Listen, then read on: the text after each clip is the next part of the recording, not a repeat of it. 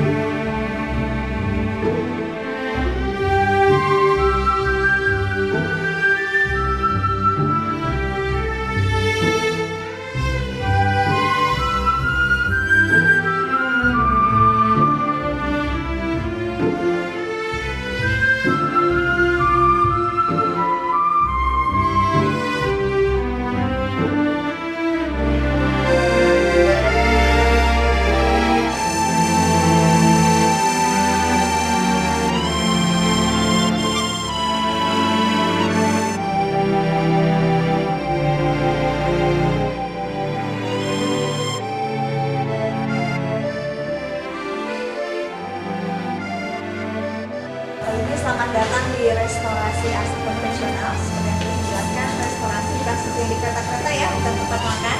Ini merupakan tempat perawatan dan perbaikan arsip konvensional, khususnya peta dan kertas ya Pak ya.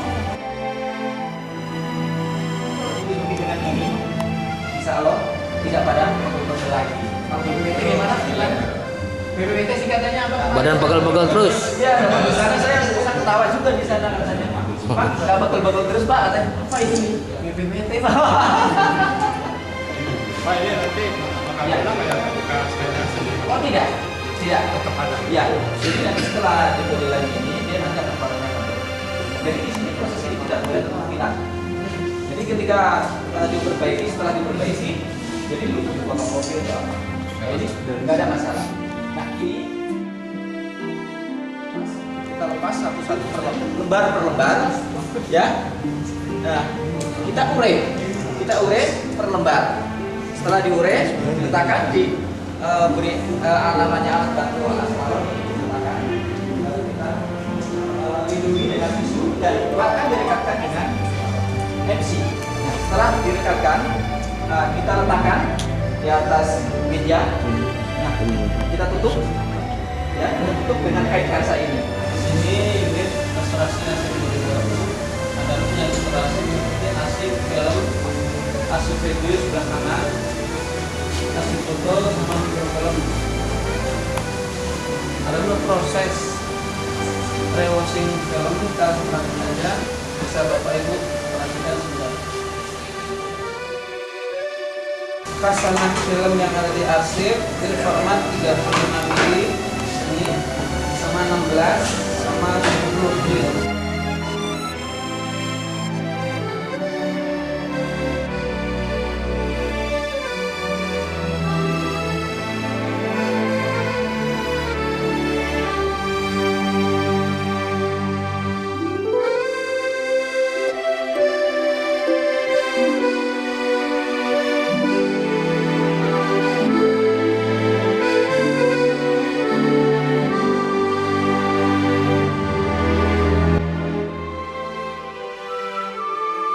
Ini yang antara lain yang mau disusutkan ini, nah yang dirak ini yang masih disimpan.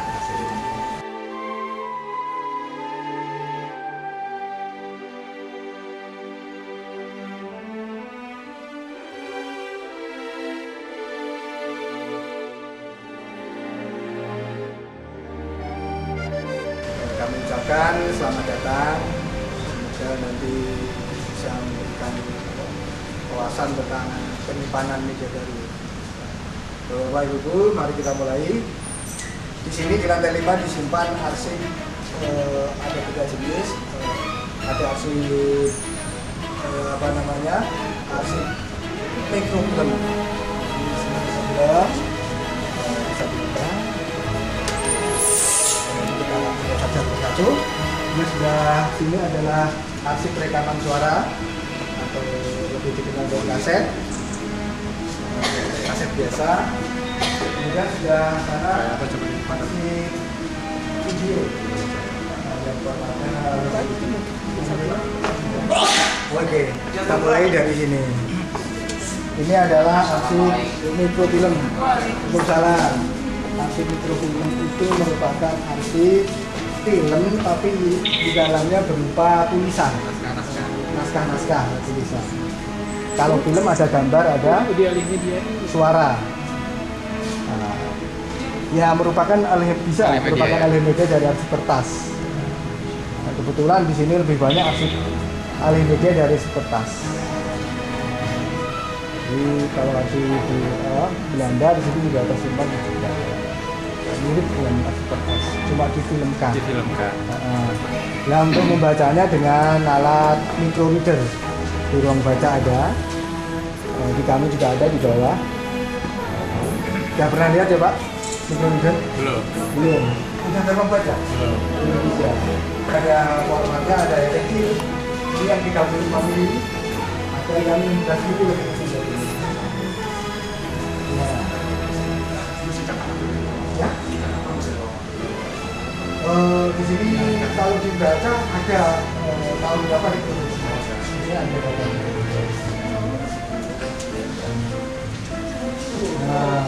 Misalkan di sini cara penataannya saya bedakan menjadi dua. Arsip mikrofilm ada yang positif, ada yang negatif. Yang Yang ini positif karena saya bedakan, saya kasih tanda hijau atau tanda hijau berarti sudah bisa. Masuk itu dibaca, tidak dibacakan.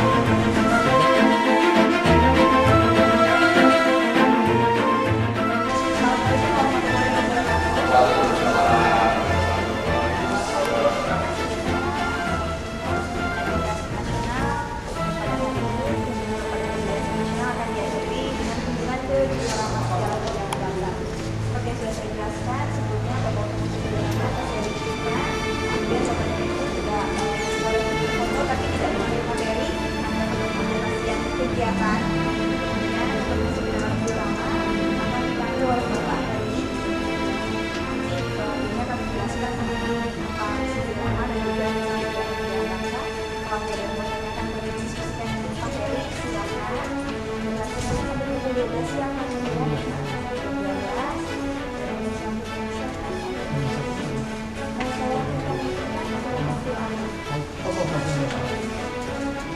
Terima kasih Bapak Ibu sekalian.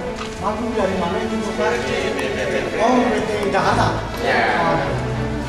Terima kasih Bapak Ibu sekalian. Langsung aja Pak ya. Ya. Silakan bisa.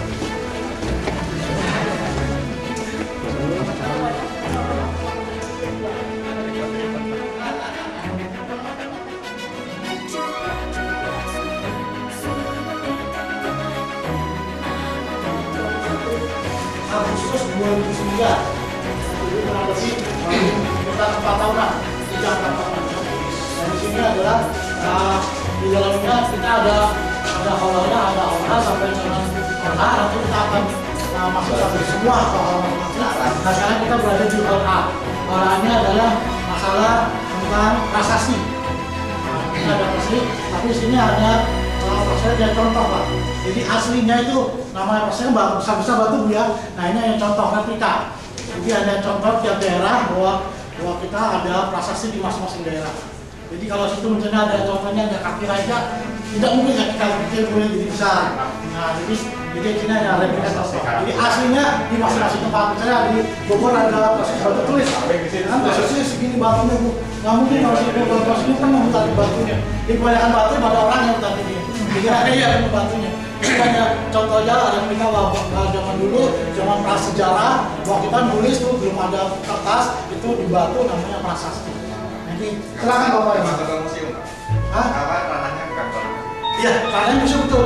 Ya Bapak bisa membedakan antara museum, Bapak bisa bedakan ya antara museum, arsip nasional, sama perpustakaan nasional. Bisa nggak?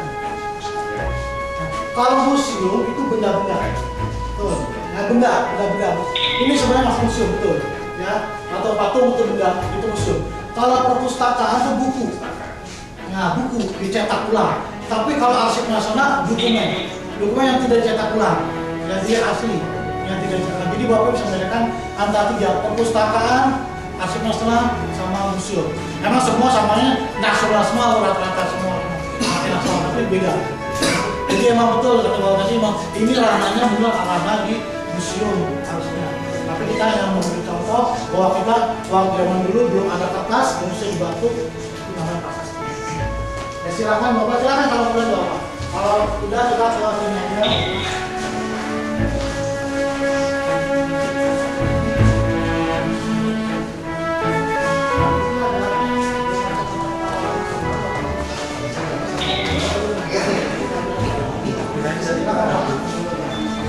Dari bahasa. Nah ini nyala menyatakan lahir dan wafat di mana? Ya lahir dan wafat di mana sudah itu lembaga cari konstitusi di Sekolah Tinggi Kedokteran Jakarta yang menjadi anggota Indonesia Muda juga di Jakarta. Misalnya di Penegor ada nama Bapak yang yang mendalami pengetahuan mengenai ia aktif pula dalam perkumpulan Soeharto itu. Oh Soeharto termasuk Pak.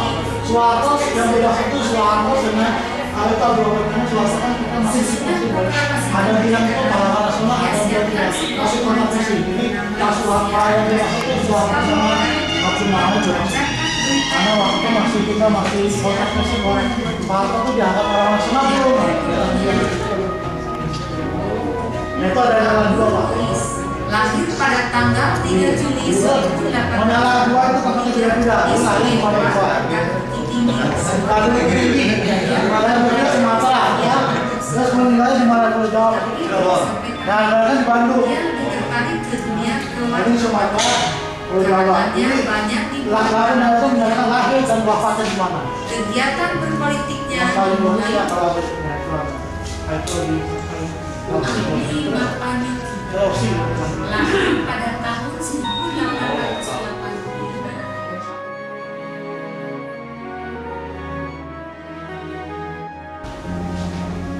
Nah, di Ponorogo lahir di Yogyakarta. Lahir di Yogyakarta.